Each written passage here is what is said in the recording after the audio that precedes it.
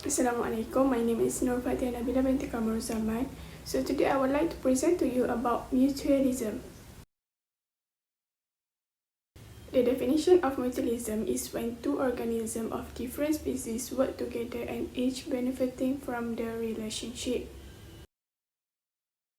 There are two types of mutualism, which are a facultative mutualism and obligate mutualism.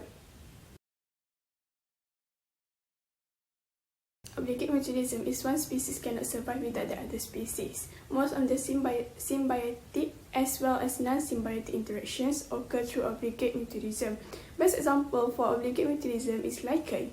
Lichens are the most important example of obligate mutualism, consisting of a relationship between a fungus and algae. The interaction allows both of the species to survive in conditions where they would not be able to survive otherwise. The algae provide nutrients to the fungus by producing organic matter by the process of photosynthesis. The fungus in return protects the algae from the environment with the help of its filaments. The fungus also gathers moisture and nutrients from the surrounding environment. Both fungus and algae cannot exist in such environmental conditions unless present in the obligate mutualistic interaction.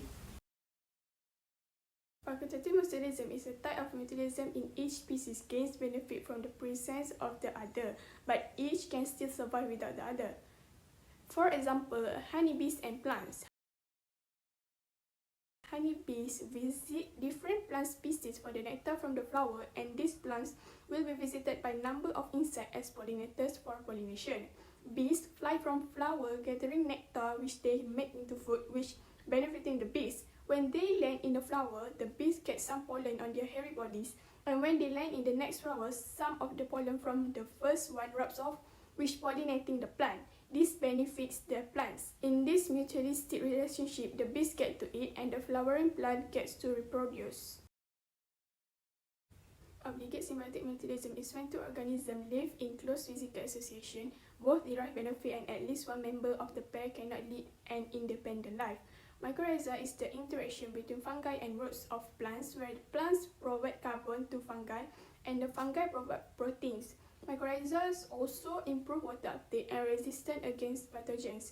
The plant is an autotroph that produces sugar by photosynthesis, whereas the fungi are heterotrophy that depends on the green plants for nutrients. The fungi provide phosphorus as well as water to the plant as a part of interaction. Next, we have non-symbiotic mutualism. Non-symbiotic mutualism is when the species do not live together.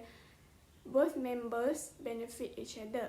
There are two types of non-symbiotic mutualism, which are dispersive mutualism and defensive mutualism. Best example for non-symbiotic mutualism is between yucca moth and yucca plants. The relationship between yucca moth and yucca plant is an example of obligate non-symbiotic mutualism or dispersive mutualism. Dispersive mutualism is the relationship where one partner gets food as a return after helping the flowers to relocate their pollens. Neither the yucca moth or the yucca plant can survive without each other. Without the yucca moth, the plant would lose its only pollinator, and without the plant, the moth would lose its food source. Each depends on each other for survival. The moth larvae depend on the seed of yucca plant for food, and yucca plant can only be pollinated by the yucca moth. Each depends on each other for survival. Yucca moths also use yucca plants as a safe space to lay their eggs. The moths lay their eggs in the flower where the larvae hatch and eat some of the developing seeds.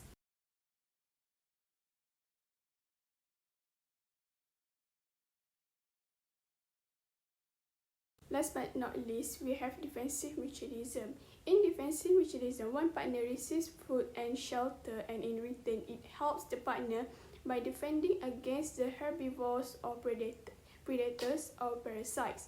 Best example for defensive mutualism is acacia ants and acacia plants.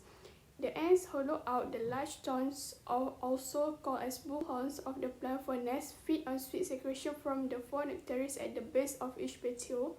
The ants in return protect this tree from invertebrate as well as vertebrate herbivores. With any movement of the branch, the ants emerge, releasing a nasty odor as well as physically attacking the herbivore.